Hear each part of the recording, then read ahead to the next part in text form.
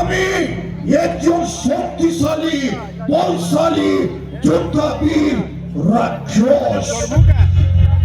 আমার নাম কেশিদত্ত। মহারাজ আমার একটা বন্ধু।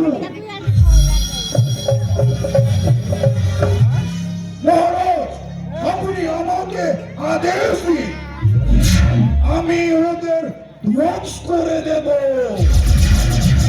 আমি ছাড়ব না।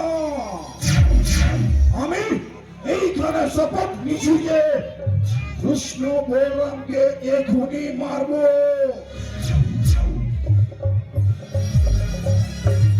আমি ছাড়ব না। আমার হাতে নিশ্চয় মরবে কৃষ্ণ সঙ্গে বলরাম। এইটা আমার প্রতিজ্ঞা। আমার নাম কেশিদত্ত, কেশিদত্ত, কেশিদত্ত। রাজবংশ के अधिश्वर।